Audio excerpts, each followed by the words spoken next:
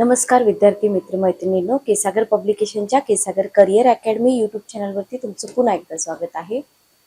Police चालक भरती परीक्षा 2026 याच्यासाठी तयारी करणारे विद्यार्थी मित्र मैत्रिणी, तर इथं आपण पोलीस चालक भरती परीक्षेचे काही प्रिव्हियस इयर क्वेश्चन पेपर घेणार आहोत। तर कुठलीही परीक्षा असू द्या, प्रिव्हियस इयर क्वेश्चन पेपरचा जो रोल असतो तो खूप मोठा असतो, हे मी तुम्हाला प्रत्येक लेक्चरमध्ये सांगितले। आणि जो विद्यार्थी previous year question paper skip करतो, लक्षात घ्या खूप मोठा झटका आपल्याला तिथं बसू शकतो। आता अशा ज्या काही एक्झाम आहेत, पोलीस भरती चालक असू द्या किंवा इतर असू द्या, तर त्याचे क्वेश्चन पेपर सहजासहजी मिळत नाहीत, ठीक आहे। म्हणून आपल्याला इथं previous year question paper plus practice question paper असं एक आपलं पुस्तक आहे, विनायक घायाळ सरांनी लिहिलेलं। ते पुस्तक तुम्हाला आपल्या ऑफिशियल वेबसाईटवरती मिळून जाईल। पुस्तक परचेस करण्यासाठी डिस्क्रिप्शन बॉक्समध्ये तुम्हाला पुस्तकाची लिंक दिली, त्या लिंकवरती जाऊन तुम्ही डायरेक्ट पुस्तक परचेस करू शकता। जेव्हा तुम्ही लिंक ओपन कराल तेव्हा तुम्हाला इथं कॉन्स्टेबल हा एक सेपरेट सेक्शन पण आहे, तिथून पण तुम्ही जाऊ शकता। तर पोलीस भरती 51 प्रश्नपत्रिका याचा बुक रिव्ह्यू मी तुम्हाला दिला होता। 450 इम्पॉर्टंट MCQ याच्यामध्ये आहेत, स्वतंत्र प्रकरण आहे, लक्षात घ्या। तर इथं तुम्हाला पोलीस चालक भरती 51 प्रश्नपत्रिका। पुस्तकाचं वैशिष्ट्य हे आहे की पुस्तकामध्ये रंगीत स्वरूपामध्ये, म्हणजे तुम्हाला बोर होऊ नये, इंटरेस्टिंग वाटावं, कंटाळा येऊ नये, तर इथं वाहतुकीची चिन्ह, जसं की आता क्वेश्चन पेपर मध्ये तुम्हाला दिसेल की वाहतुकीच्या चिन्हांवरती क्वेश्चन येतो, तर वाहतुकीची चिन्ह असतील, रोड मार्किंग असेल किंवा वाहतूक दिवे, वाहन इंडिकेटर, हँड सिग्नल्स, चालकाचे हस्तनिर्देश असतील, मैलाचे दगड आहेत, ठीक आहे, नंबर प्लेटचे प्रकार आहेत, घातक पदार्थांच्या सॉरी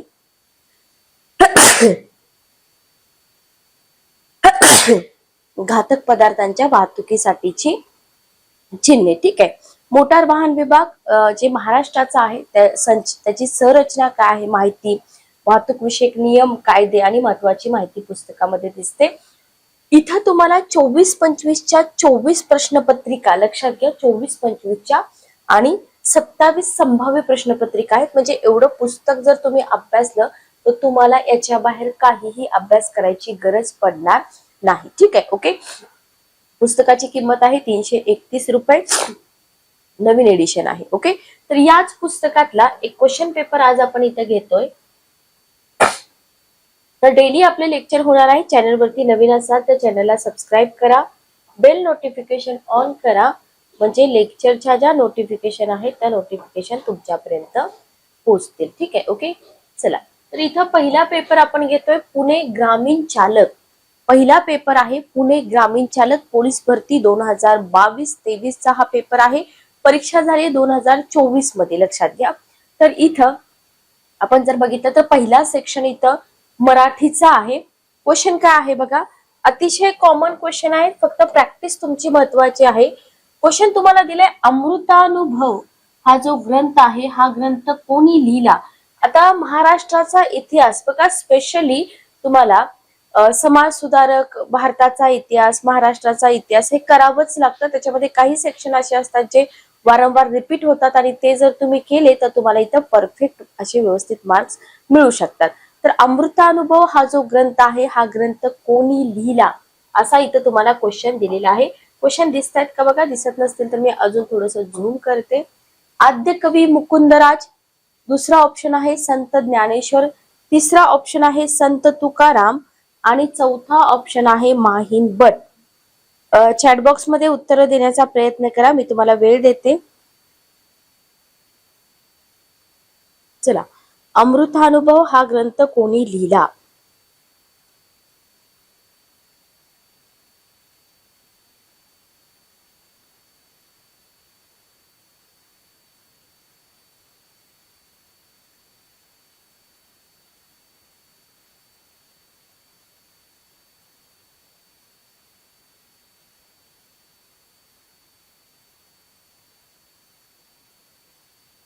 तात्विक ग्रंथ आहे, बरोबर। मराठी साहित्यामध्ये एक मैलाचा दगड मानला जातो, हा एक तात्विक ग्रंथ आहे, लक्षात घ्या। अमृतानुभव हा एक तात्विक ग्रंथ आहे जो 13व्या शतकामध्ये लिहिला गेला। 13व्या शतकामध्ये लिहिला गेला, कोणी लिहिला? संत ज्ञानेश्वरांनी लिहिला, ओके।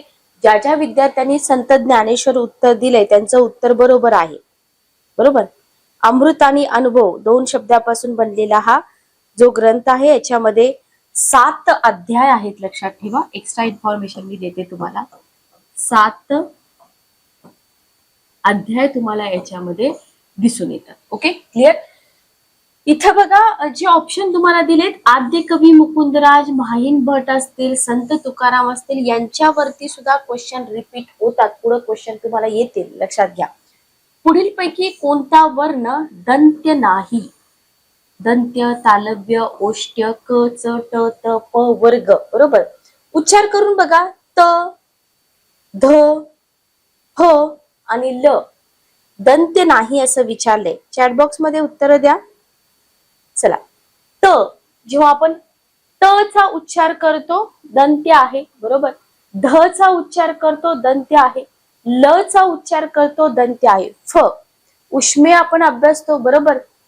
फ हे दंत्य नाही. मराठी व्याकरण. ओके, मराठी व्याकरणाची पण आपली अतिशय दर्जेदार अशी पुस्तकं आहेत. फक्त एमसीक्यू नका सॉल्व्ह करू, मराठी व्याकरण थेरी पण तुम्ही इथं अभ्यासली पाहिजे. नेक्स्ट क्वेश्चन बघा. नेक्स्ट क्वेश्चन आहे संधीवरती.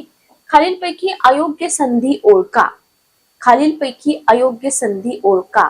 संधीचे प्रकार जसं की पररूप संधी, विसर्ग संधी, स्वर संधी. मही अधिक ईश महिष, रजनी अधिक ईश रजनीश, पार्वती अधिक ईश पार्वतीश आणि मह अधिक ऋषी महर्षी. अयोग्य तुम्हाला ओळखायला सांगितलेला आहे. 3 नंबरचा क्वेश्चन.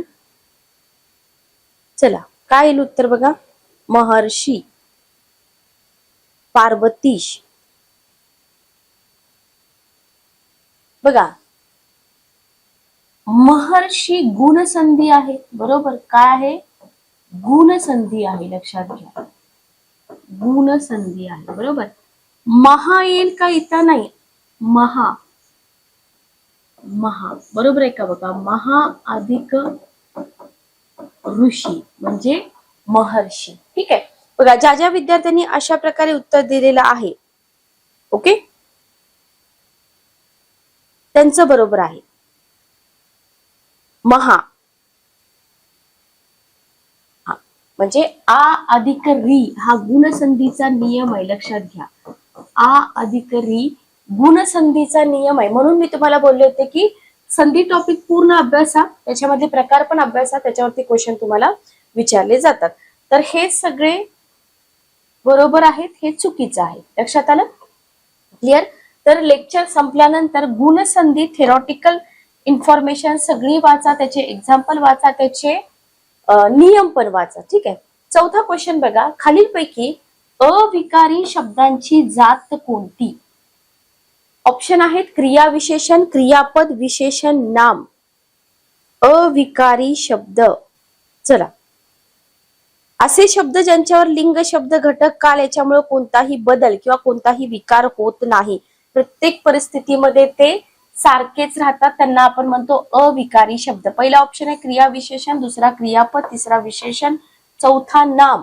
काय येईल उत्तर? चौथा ऑप्शन, चौथा क्वेश्चन क्रिया विशेषण. बरोबर. क्रिया विशेषण. अविकारी शब्दांची जात म्हणजे क्रिया विशेषण. नेक्स्ट क्वेश्चन घ्या.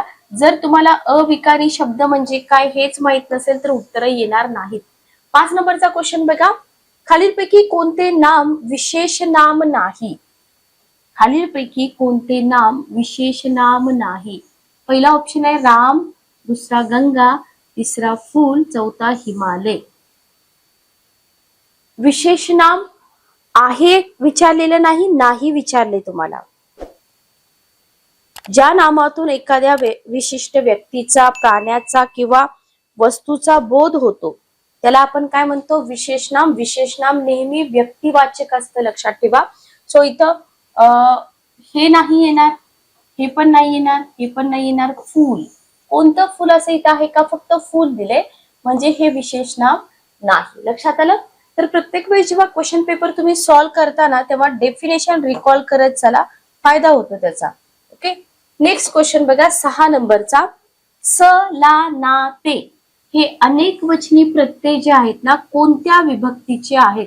विभक्ती टॉपिक, विभक्तीचे प्रकार आपल्याला इथे करावे लागतात. फक्त द्वितीया, फक्त चतुर्थी, द्वितीया आणि चतुर्थी, पंचमी.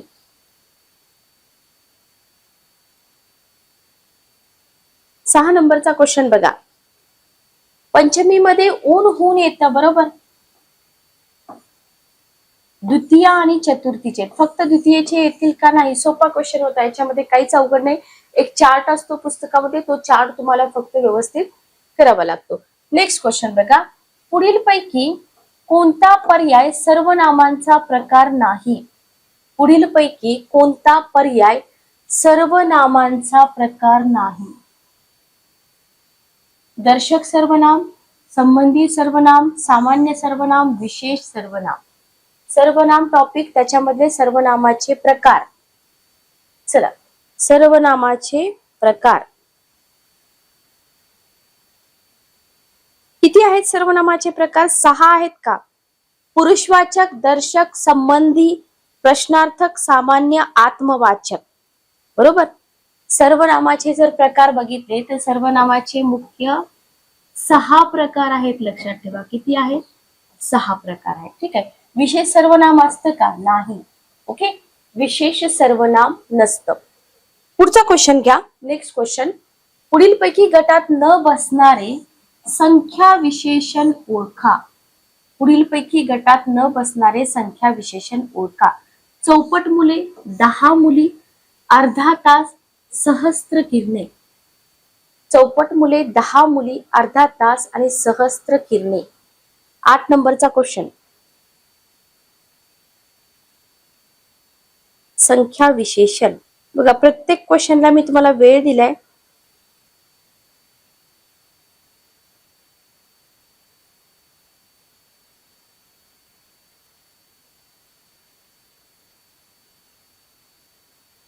नामाची संख्या दर्शवण्यासाठी काय केलं जातं? ज्या विशेषणाचा उपयोग केला जातो त्याला आपण काय म्हणतो? संख्या विशेषण म्हणतो. बरोबर.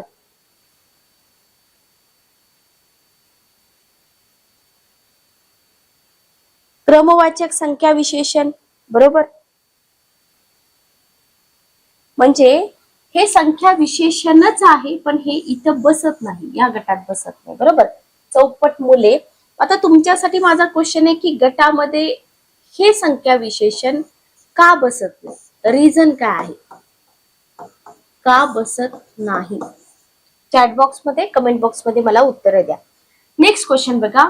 राम राजा झाला या वाक्यातील राजा या शब्दाचं कार्य कोणतं? कर्ता, पूरक, कर्म का क्रियापद? राम राजा झाला.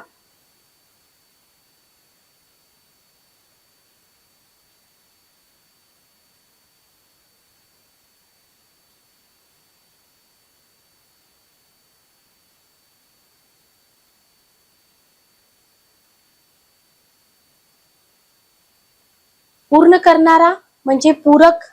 बरोबर.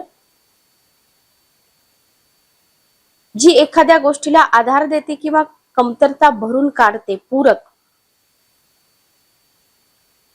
असा अर्थ घेणार का तुम्ही पूरकचा?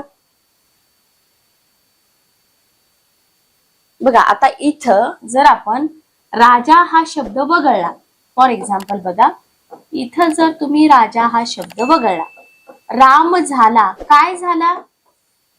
काय झाला तुम्हाला इथे समजते का? नाही. बरोबर. करता येणार नाही, कर्म येणार नाही, क्रियापद येणार नाही, पूरक.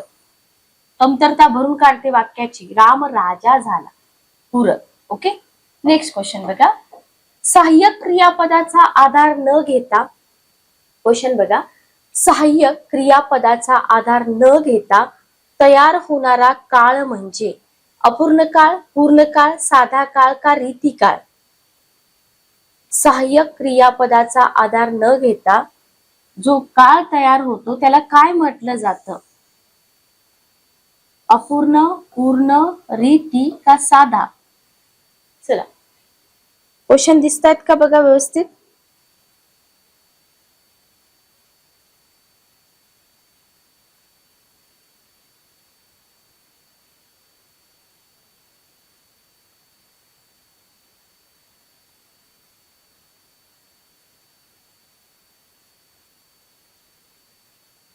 बघा मराठी व्याकरणामध्ये जर तुम्ही बघितलं, मुख्य क्रियापदाच्या अर्थाला पूर्णत्व प्राप्त करून देण्यासाठी, बरोबर, हा विशिष्ट छटा प्रदान करणारं जर क्रियापद असतं त्याला आपण सहाय्यक क्रियापद म्हणतो. लक्षात घ्या.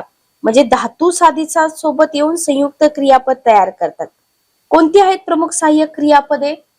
अस, नस, हो, त्याच्यानंतर ये, जा, हे सहाय्यक क्रियापद आहेत. बरोबर.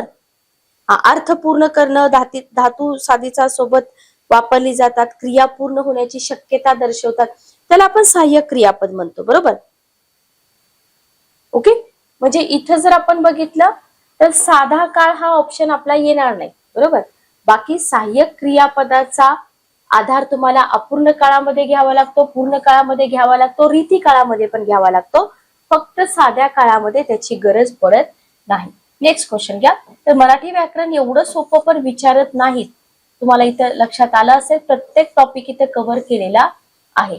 ज्या वाक्यातील क्रियापदावरून केवळ काळाचा बोध होतो, क्रियापद टॉपिक आहे पण क्रियापदाच्या प्रकारांवरती क्वेश्चन विचारलाय.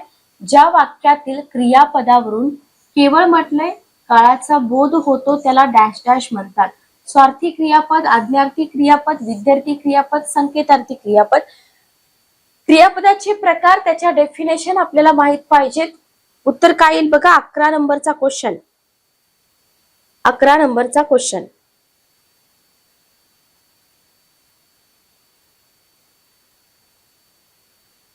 स्वार्थी क्रियापद, आज्ञार्थी, विद्यार्थी आणि संकेतार्थी.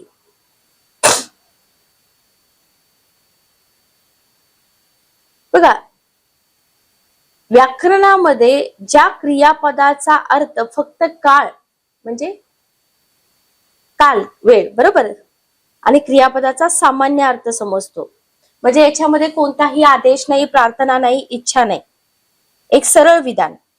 ओके. तो सामान्य अन्न खातो, इथे येईल स्वार्थी क्रियापद. लक्षात आलं. नेक्स्ट क्वेश्चन बघा. पुढील वाक्यातील प्रयोग ओळखा. पुढील वाक्यातील प्रयोग ओळखा. प्राध्यापिका मुलांना शिकवितात. प्राध्यापिका मुलांना शिकवितात. पहिला ऑप्शन आहे पुराण कर्मणी प्रयोग, दुसरा ऑप्शन आहे सकर्मक कर्तरी प्रयोग, तिसरा भावे प्रयोग, चौथा अकर्मक कर्तरी प्रयोग. प्राध्यापिका मुलांना शिकवितात. प्रयोग ओळखा. 12 नंबरचा क्वेश्चन.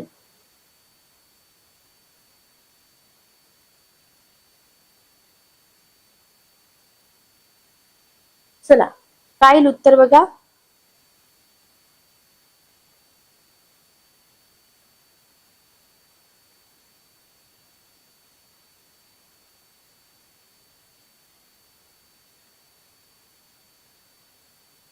जिथं कर्ता नेहमी प्रथमा विभक्तीमध्ये असतो. लक्षात घ्या. सगळ्यात मुख्य इथं जर तुम्ही बघितलं, कर्ता नेहमी कशामध्ये असतो? प्रथमा विभक्तीमध्ये. जर तुम्हाला कर्ता दिसला तर इथं काय येणार तुमचं उत्तर? भावे प्रयोग तर इथं येणारच नाही, पुराण कर्मणी पण येणार नाही. फक्त तुमचं कन्फ्युजन इथं सकर्मक कर्तरी का अकर्मक कर्तरी. सेंटेन्स वाचल्या वाचल्या तुमच्या लक्षात आलं पाहिजे. बरोबर. कर्म सकर्मक क्रियापद त्या कर्त्याच्या लिंग वचनानुसार बदलतं. जसं की बघा, प्राध्यापिका मुलींना शिकवतात. इथे मुलांना दिले, इथे मुलींना शिकवतात दिलं तर कुठला प्रयोग झाला? हा सकर्मक कर्तरी झाला. बरोबर. सकर्मक कर्तरी. लक्षात आलं. कर्त्यानुसार बदलतं, कर्त्यानुसार बदलत नाही. हे थोडस तुम्ही इथं काय केलं पाहिजे? लक्षात ठेवलं पाहिजे. 12 नंबरचा क्वेश्चन ऑप्शन नंबर 2. 13 नंबरचा क्वेश्चन बघा. कमलनयन या शब्दात कोणता समास आहे? कर्मधारय समास, द्विगु समास, अव्ययभाव समास, संकीर्ण अव्ययभाव समास. कमलनयन या शब्दामध्ये कोणता समास आहे? 13 नंबरचा क्वेश्चन. चला. तत्पुरुष समासाचा प्रकार आहे. तत्पुरुष समासाचा प्रकार म्हणजे कर्मधारय समास. बरोबर. दोन्ही पद एकाच विभक्तीत प्रथमा विभक्तीमध्ये कर्मधारय समास. ओके. नेक्स्ट क्वेश्चन बघा. पुढीलपैकी कोणता शब्द फारसी भाषेतून दैनंदिन व्यावहारिक मराठी भाषेमध्ये रूढ झाला? शब्द सिद्धी टॉपिक आहे. याच्यामध्ये फारसी शब्द, अरबी शब्द, कन्नड शब्द, तेलुगू शब्द, इंग्रजी शब्द, तर परभाषेतून मराठी भाषेमध्ये आलेले शब्द, जसं की तुम्हाला संस्कृत मधून मराठी भाषेमध्ये आलेले तत्सम, तद्भव हेही विचारलं जातं. अर्ज, कमाल, तारीख, जहागीर. कोणता शब्द फारसी भाषेतून दैनंदिन व्यवहारी मराठी भाषेमध्ये रूढ झालेला आहे? 14 नंबरचा क्वेश्चन बघा. जहागीर. बरोबर, जहागीर. ठीक आहे. आता याच्यामध्ये जे ऑप्शन दिलेत ना ते तुम्हाला पुस्तकामध्ये शोधायचं आहे. अर्ज असेल, तारीख असेल, कमाल असेल, तर फारसी आहे, अरबी आहे, तेलुगू आहे, तमिळ आहे, कन्नड आहे. ओके. नेक्स्ट क्वेश्चन बघा 15 नंबरचा. पुढीलपैकी आद्य गुरु गण ओळखा. पुढीलपैकी आद्य गुरु गण ओळखा. 15 नंबरचा क्वेश्चन.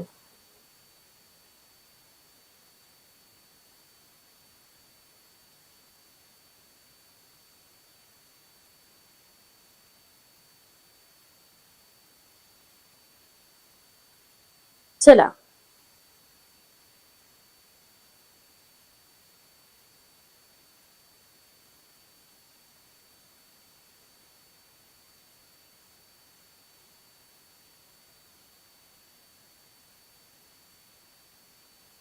वृत्ते टॉपिक आहे. वृत्ते टॉपिक. तर हा क्वेश्चन मी तुम्हाला होमवर्क साठी देते. कमेंट बॉक्स मध्ये मला याचा आन्सर सांगा. ठीक आहे. हा टॉपिक स्किप करू नका, क्वेश्चन विचारले जातात. नेक्स्ट क्वेश्चन बघा. वाक्याच्या शेवटी तपशील देण्यासाठी कोणत्या विरामचिन्हाचा वापर केला जातो? टॉपिक बघा, सगळे टॉपिक कव्हर केले. अर्धविराम, स्वल्पविराम, पूर्णविराम तर नाही येणार. तपशील देण्यासाठी म्हटले अपूर्ण विराम, अर्धविराम. 16 नंबरचा क्वेश्चन. अपूर्ण विराम देतात. बरोबर. तपशील देण्यासाठी काय देतात? अपूर्ण विराम देतात. ओके. नेक्स्ट क्वेश्चन बघा. गटात न बसणारा शब्द ओळखा. भानू, दिवाकर, आदित्य, निशानाथ. सूर्याची नावं आहेत, त्याच्यामध्ये एक ऑड आहे. भानू, आदित्य, दिवाकर ही सगळी समानार्थी शब्द आहेत. बरोबर. निशानाथ हा इथं ऑड आहे. लक्षात आलं? 17 क्वेश्चन आपण इथे कव्हर केलेले आहेत मराठीचे. ओके. तर सेकंड पार्ट मध्ये आपण पुढचे क्वेश्चन कव्हर करूया.